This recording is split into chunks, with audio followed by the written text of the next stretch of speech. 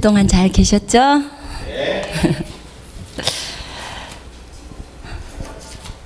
행복한 일주일이에요. 우리가 이번 주에 사무엘상을 읽었잖아요. 사무엘상을 읽었는데 사무엘상을 읽다가 그 홈리와 비느하스가 엘리의 두 아들인데 성전에서 성막에서 섬기는 여자들과 동침을 하고 제사장이에요, 그 사람들이. 그리고 하나님께 드리는 제물을 업신여겨가지고 나중에 이 사람들이 둘이 한날에 하나님이 죽이십니다. 전쟁에 나가서 죽게 만들어요. 왜냐하면 하나님을 너무 업신여기기 때문에 그렇게 됐어요. 근데 이 과정을 볼 때 나는 그저 내가 지금 홈리와 비느하스의 죄악이 너무 크다 그랬는데요.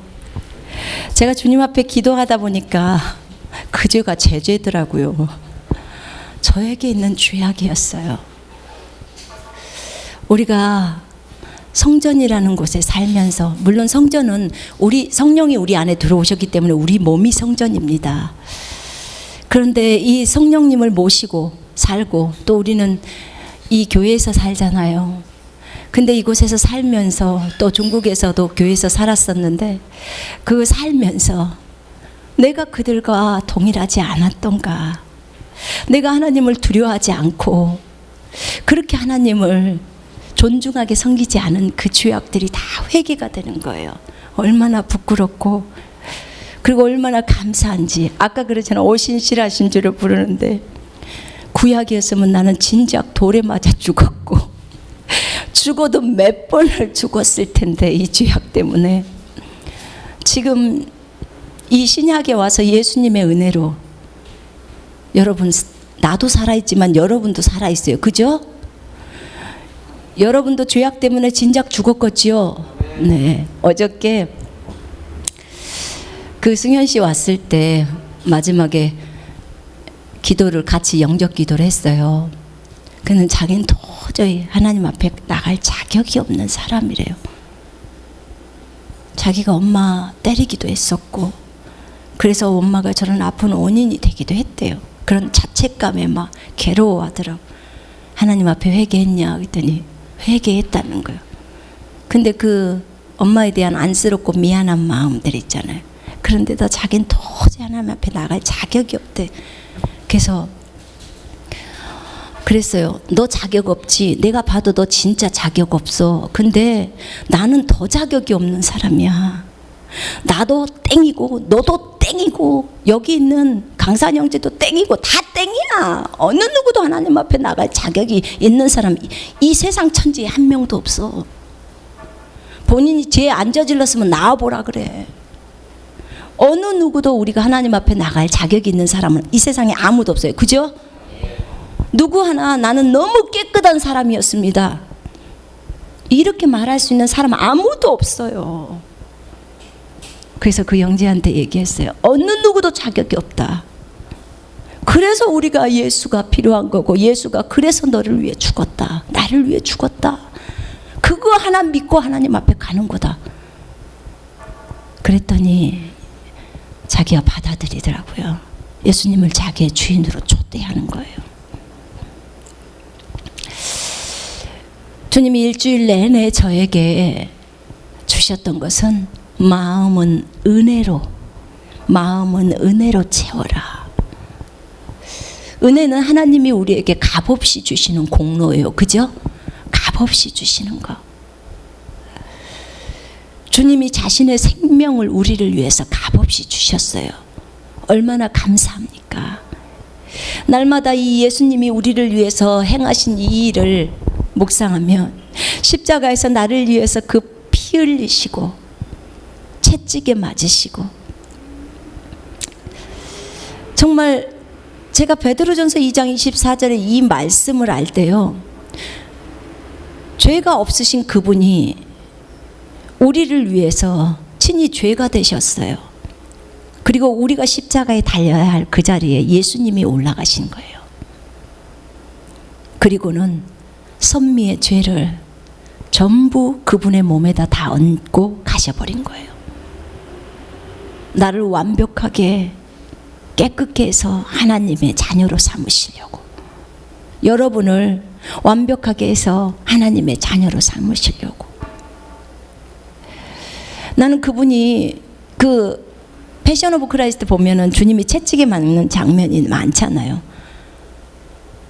사실 진이가 천국에서 본 장면은 그것보다 더 훨씬 심하다고 했거든요. 채찍에 맞는 그 장면이. 정말 반도 그 표현이 안 된 거래요. 그 새 갈고리가 주님의 몸속에 박혀가지고 땡겨서 나올 때 살점이 뜯어져 나오잖아요. 그때 주님이 아버지, 나는 저들을 위해서, 저들이 치유받게 하려고 제가 이렇게 맞습니다. 그것을 생각할 때요, 내가 아파야 될 이유가 없는 거예요. 그분이 나를 낫게 하려고 이렇게 맞으셨구나. 얼마나 많이 맞았으면 얼굴 가득, 몸 전체 가득 피가 가득한데.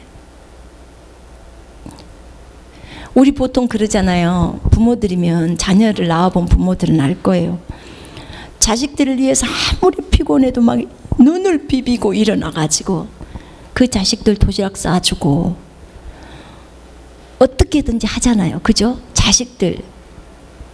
저희 엄마가 생선 장사를 했는데요, 어렸을 때 제가 초등학교 때 보면 새벽이면 엄마가 없어.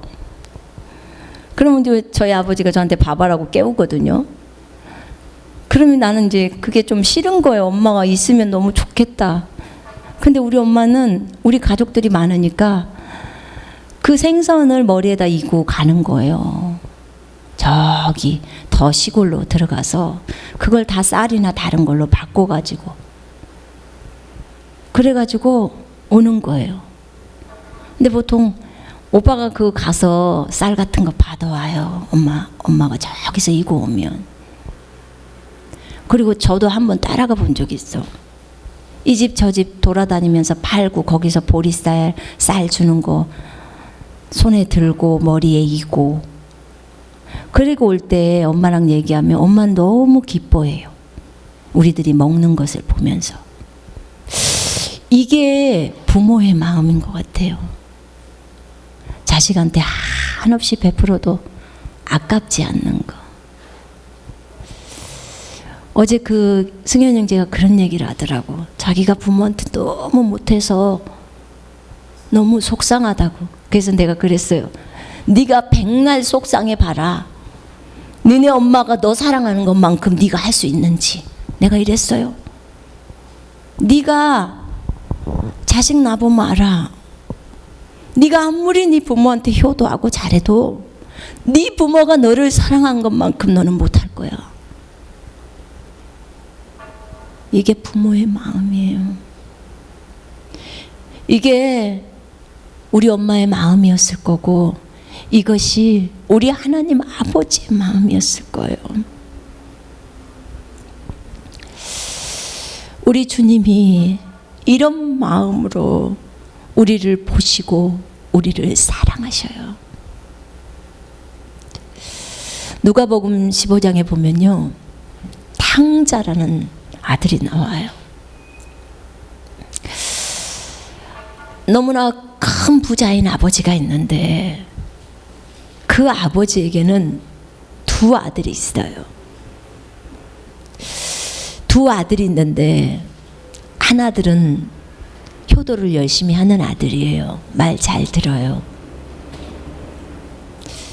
그리고 두 번째 아들은 망나니예요. 망나니의 삶이 타락한 삶인 거 아실 거예요. 그런데 아버지가 이제 재산을 나눠줬어요. 나눠서 이제 이것은 큰 아들 거, 이것은 작은 아들 거, 이렇게 이제 몫을 나눠줬죠. 나눠서 이제 딱 놔뒀어요. 아직은 아버지가 가지고 있어요. 본인들이 원하면 주려고. 그런데 어느 날 둘째 아들이 말해요. 아버지, 나 이제 분가할 거예요. 나 이제 분가할 거니까 내 재산, 나에게 물려주려고 하는 재산 저 지금 주세요. 아들아, 너는 아직 결혼도 안 했고, 그런데 왜 그 재산을 다 가져가려고 하느냐. 아버지 주세요. 아버지가 저에게 주기로 한 약속이잖아요. 주세요. 그래서 그 아들은 그 재산, 엄청나게 많은 재산을 딱 챙겨가지고 다른 나라로 떠났어요. 다른 나라로 떠나서 그 아들이 돈이 많으니까 여러 호텔을 전전긍긍하면서 이제 삶을 살죠. 많은 여자들과 술과 향락으로, 돈이 일단 많으니까, 돈이 많으니까 사람들도 많이 붙고 친구들도 많이 붙죠. 날마다 술 파티를 하는 거죠. 그렇게 해서 살아요. 사는데 돈은 떨어지게 돼 있어요. 그죠? 떨어져요. 돈이 떨어지니까 그곳에서 자기가 술자리에 초대했던 그 친구들이나 많은 여자들이 다 나 몰라라 하고 가는 거예요. 돈이 없으니까. 먹을 것 하나조차 없었어요. 그랬는데 그 친구가 어떻게 그 나라에서 이쪽 나라로 넘어왔는지는 모르겠지만, 그가 나중에는 이 집 저 집을 구걸을 하러 다녀요. 구걸을 하다가 이제는 안 돼서 저 어느 집에 한번 갔더니요, 돼지 있잖아요. 집에서 기르는 돼지가 쥐염 열매라는 그 열매를 먹고 있어요. 그러니까 돼지 밥 있잖아요. 돼지 밥. 제발 저거라도 나를 줬으면 좋겠다는, 굶어 죽기 일보 직전이니까 저거라도 먹을 수 있게 해주다. 그랬더니 그 돼지 치는 사람이, 그러면 너 들에 가서 돼지 쳐. 그러면 돼지 먹는 거 줄게. 이러는 거예요. 그래서 돼지를 쳤어요. 근데 다른 것을 주는 게 아니라 그 돼지 먹는 그 돼지밥만 주는 거예요. 그러니까 사람이 돼지밥을 먹고 사는 거죠. 그러다가 이 아들이 한날 생각을 했어요. 안 되겠다.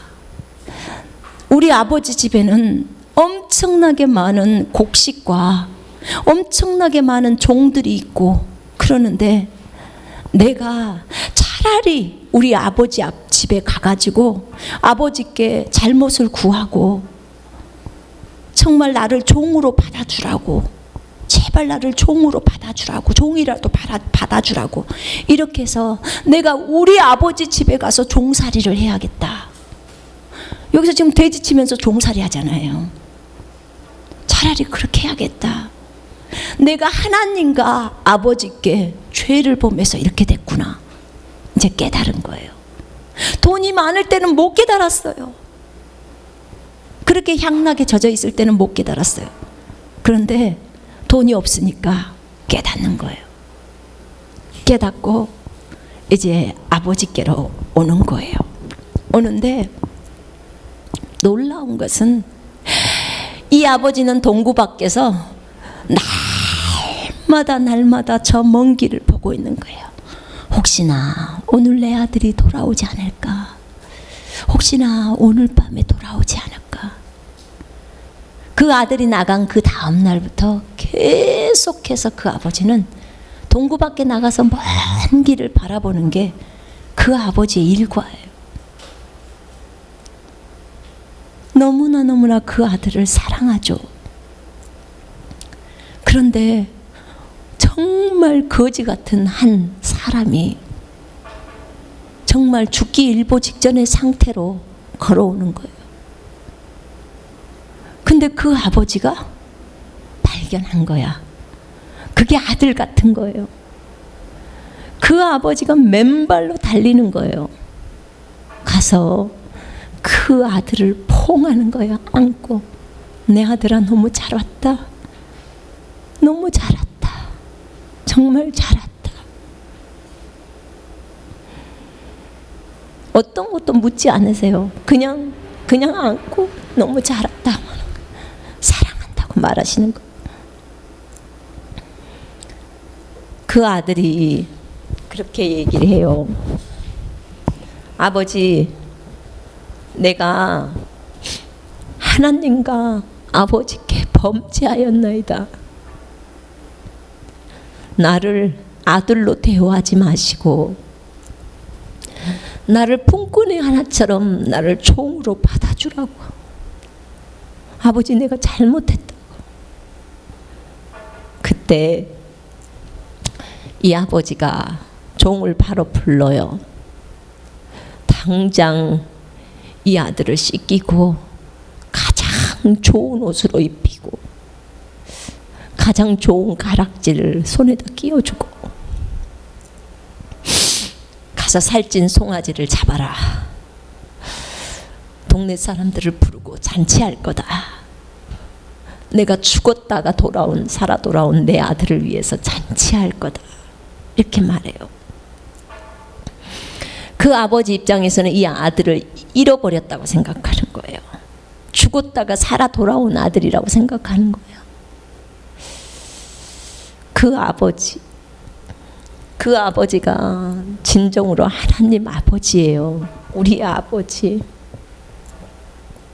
그런데 큰아들이 밭에서 일을 하고 돌아오다가 집에서 막 음악 소리가 들리고 사람들 떠드는 소리가 들리니까 종에게 물어요. 무슨 일이냐? 집에 무슨 일이냐? 무슨 잔치가 벌어졌냐? 네, 도련님의 동생이 돌아왔나이다. 거지 같은 꼴로 해서 돌아왔는데 주인님이 새 옷을 입히고 손에 가락지를 끼워주고 새 신발을 주고 또 많은 동네 사람들을 불러서 송아지를 잡고 잔치를 하고 있나이다. 그랬더니 이 아들이 성질이 나요. 지금 죽어 있는 그런 동생이 지금 돌아온 거나 마찬가지인데 성질을 부려요. 집에를 안 들어가요. 화가 나서. 아버지가 나왔어요. 아들아, 왜 안 들어오니? 네 동생이 살아 돌아왔다. 아버지 이럴 수가 있어요? 아버지, 내가 아버지를 위해서 지금까지 몇십 년 동안 아버지를 섬겨왔어요. 그런데 아버지는 나를 위해서 나에게 잔치하라고 염소 새끼 한 마리도 주지 않았어요. 그런데 저 많은 재산을 장녀들과 허랑방탕하게 쓰고 다 허비해버린 저 아들이 돌아오니까 아버지는 송아지를 잡았어요. 그때 이 아버지가 이런 얘기를 해요. 사랑하는 아들아, 내가 가지고 있는 전 재산이 네 거야. 네가 마음껏 누리면 돼. 그러나 저 아들은 죽었다가 살아서 돌아오지 않니? 너는 항상 내 옆에 있었지 않니?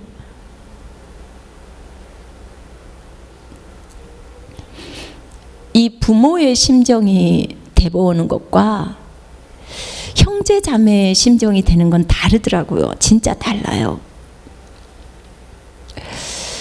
하나님이 저에게 어느 날 전 세계에 있는 영혼들이 너의 자녀라고 한번 생각해 보거라. 그래요.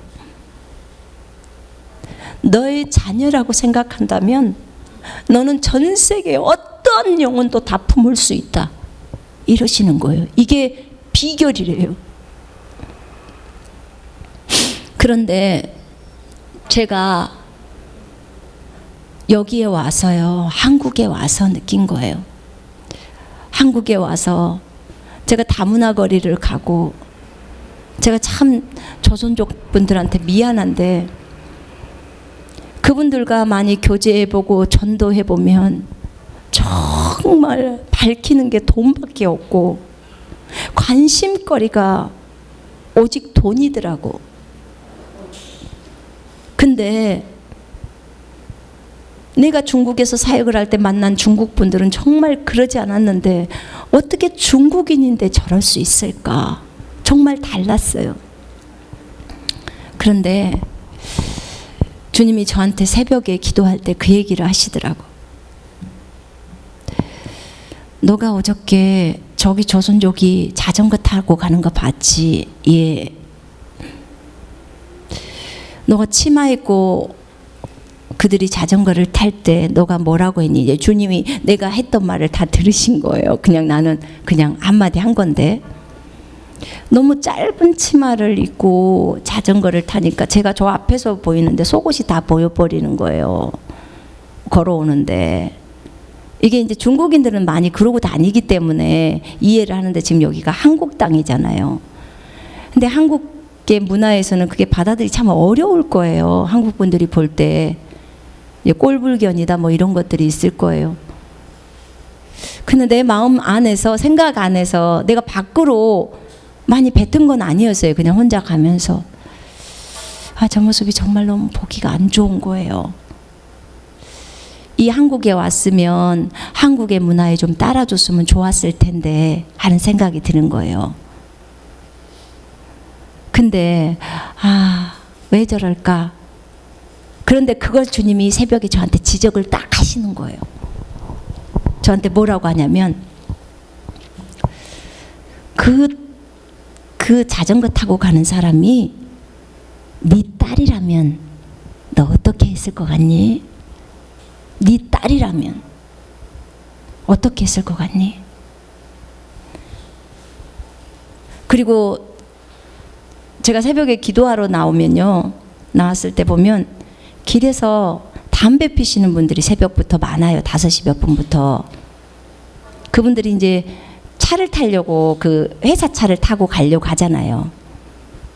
근데 제가 물어보니까 그 파출소 근처는 원래 담배를 필 수가 없대요. 그 그런 거에 다 걸린대요. 여러분들 아시고, 주변 사람들 모르잖아요. 근데 그거 원래 벌금이래요. 그런 게 그 버스 정류장 그런 데도 담배 못 피게 돼 있고 다 그런다대요. 근데 이제 이분들은 잘 모르니까 조선족 분들이 피우시는 것 같아요. 근데 어떤 습관 때문에 습관적으로 피우는 것 같아요. 그래서 제가 거기를 지나가면서 사람을 좀 생각하면서 하면 참 좋겠다, 이런 걸 했는데, 이제 주님이 이제 그거 들으신 거예요. 그리고 저한테 얘기하는 거예요. 그 사람이 네 아들이라면 너는 그에게 어떻게 했을 것 같니? 아들이라 그러고 딸이라 그러니까 이게 관점이 달라지는 거예요. 제가 이해가 되는 거, 이해가. 그리고 제가 딸이라면 아마 딸아, 이게 별로 보기가 좋지 않으니까 옷 좀 길게 입고 타거라, 이렇게 얘기를 했겠죠. 그 굉장히 마음이 온유한 마음이 나오잖아요. 그죠? 근데 그게 저분들이 다른 나라 분이고 그렇다고 생각하니까 내 안에서 약간의 불평이 섞인 그런 태도가 나오는 거예요. 말이. 그러면서 주님이 뭐라 하시냐면, 내가 너를 지금까지 참아오고 있다는 거예요. 왜냐하면 네가 내 딸이니까, 너희들이 내 아들이니까. 네가 어떤 사람을 바라볼 때 작은 것에 어떤 불평이 나오지만, 내가 너희들을 바라볼 때 전부 다 마음에 드는 게 아니야. 그런데 내 아들이고 내 딸이니까 너희들이 이렇게 바꿔져 갈 것을 나는 믿고 있어.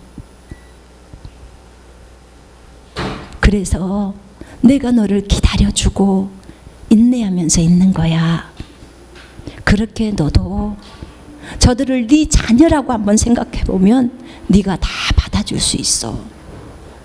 그리고 그 사람들에게 사랑으로 다가가서 복음을 전하라는 거예요. 네 자녀가 저 자전거를 타고 가다가 5분 후에 교통사고가 나서 죽으면 저 자녀는 지옥으로 간다는 거예요.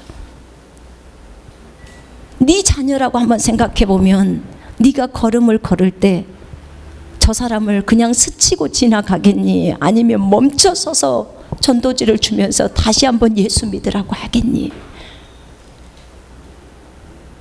제가 다시 한번 예수 믿으라고 하겠지요. 진짜로 전 세계에 있는 모든 사람들은 내 자녀들이란다. 내가 다 창조했다.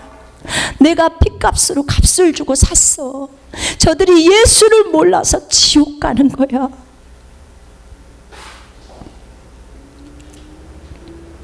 너희들이 한 번만 더 전해줘라. 두 번만 더 전해줘라. 그러면 저들이 지옥 가지 않아. 참 그 아버지의 마음이요, 우리가 날마다 이 아버지의 이 사랑의 마음으로 우리의 마음을 채운다면 우리는 날마다 은혜 가운데서 살게 될 거예요. 그죠? 날마다 은혜 가운데서. 아버지는 절대로 자녀들을 포기 안 해요. 자녀들을 포기 안 해요. 여러분이나 나나 어떤 죄를 저질렀을 때 우리 보통 못 나오잖아요. 하나님 앞에 나오는 게 부끄럽고. 근데 그 아버지는 있는 모습 그대로 나오라고 해요. 나와라 아들아, 나에게 오거라. 나에게 와서 회개하면 돼. 내가 다 용서해 줄게. 나는 마음이 온유하고 겸손하기 때문에 내게로 와. 나한테서 와서 쉼을 얻어. 그렇게 말씀하고 있어요. 어느 날 성경을 읽다가 주님이 그 말씀을 딱 떠올려 주시더라고. 사실 오늘 누가복음 6장 본문을 하려고 하는데 지금 전혀 다른 걸 하고 있는 거예요. 주님이 그러시는 거예요. 그 어느 날 제가 묵상을 할 때 제자가 스승보다 높지 못하며, 제자가 스승보다 높지 못한대요. 그러면서 하시는 말이 모든 것이 스승이 제자보다 낮고 제자가 가장 높이 되는 것은 스승만큼 되는 거래요. 예수님만큼 되는 거예요. 예수님이 우리의 스승일 때 그때 주님이 하시는 말씀이 너희들 생각에 너희들이 고난을 많이 받는다고 생각하지? 어려움을 많이 당한다고 생각하지? 근데 너희가 아무리 많은 핍박을 당해도 나보다 더 많이 당하지는 않아. 왜냐면 내가 성경에 그렇게 적어놨거든. 스승이 제자보다 더 높고 제자보다도 더 많이 핍박을 받는다는 거예요. 스승이. 그래서 적어도 여러분은 주님보다는 더 많이 핍박 안 받는다는 것을 아시면 돼요. 상당히 위로가 되죠. 그죠? 네. 주님보다 더 많이 고통 안 당해요. 주님이 우리보다 더 많이 고통을 당하셨기 때문에 주님이 그렇게 적어놔서 상당히 그 말씀이 위로가 되더라고. 주님 그렇군요. 십자가에 죽었을 때 그 고통, 보통은 채찍에 때려서 그 강도들을 죽이는 게 아니고 그냥 십자가에 달리기만 하는데 주님은 매도 너무 많이 맞았잖아요. 그죠? 우리를 낫게 하려고 일부러 맞은 거예요. 우리 아버지의 그 마음, 죽었다가 살아 돌아온 그 허랑방탕한 그 아들을 동구 밖에서부터 뛰어나와 달려나와 품어주는 그 아버지의 마음. 나는 그 마음을 여러분들이나 나나 평생을 잊지 않기를 원합니다. 여러분 아멘이십니까? 다윗이 이런 표현을 하더라고요. 내 영혼아 주를 송축하라. 그의 모든 베푸심을 잊지 말라. 지 영혼한테 말하는 거예요. 다윗이. 여호와께서 나에게 베푸신 이 모든 것을 잊지 말라는 거예요. 그는 내 죄를 사하시며 모든 질병을 치유하며 내 영혼아 주를 송축하라.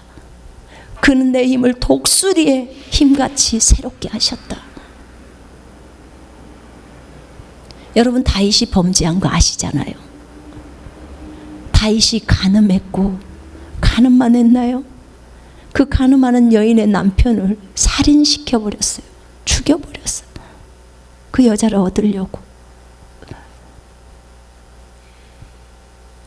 그런데도 다윗이 자신의 죄를 알고 나서 그대로 무릎 꿇으면서 회개하지 않으면 나 이런 죄악을 저질렀다고 용서해 달라고. 그래서 다윗은 평생 동안 하나님이 자기를 용서하신 그 은혜를 평생 잊지 말라고 자기 영혼에게 말하는 걸 계속 잊지 마. 평생 동안 하나님이 나를 어떻게 사랑해서 내가 하나님의 자녀가 됐는지 이 큰 죄악에서 나를 건졌어. 여러분 아실 거예요. 여러분 각자가 다 죄가 있었어요. 그 죄악에서 우리를 건졌잖아요. 우리를 용서해 주셨잖아요. 여러분 그거 잊으시면 안 돼요. 아멘. 그 하나님의 은혜를 평생 갖고 하나님 제가 주님 잊지 않을게요. 주님 잊지 않을게요. 주님 잊지 않고 영원히 주님의 이 은혜를 기억할게요. 주님이 십자가에서 피 흘려 죽으신 그 은혜, 그로 인해서 내가 하나님의 자녀가 되었어요. 나 이거 매일 생각하면서 날마다 하나님 앞에 이거 감사하면서 내가 비록 실수하고 또 범죄하지만 다시 주님 앞에 나올게요. 다시 돌이킬게요. 다시 새로운 삶을 살게요. 우리가 이러면서 주님 앞으로 나와야 합니다. 아멘. 그래서 이제는 주님만 바라보면서 정말 담대하게 주님의 그 사랑을 알면서 나아가는 우리 모두가 되어야 합니다. 그렇다고 계속 죄 가운데 있으란 말이 아닙니다. 죄를 탈탈 털어버리고 거기서 나와야 합니다. 더 이상 죄 가운데 있어서는 안 됩니다. 우리 이 시간에 같이 일어나서 찬송하겠습니다.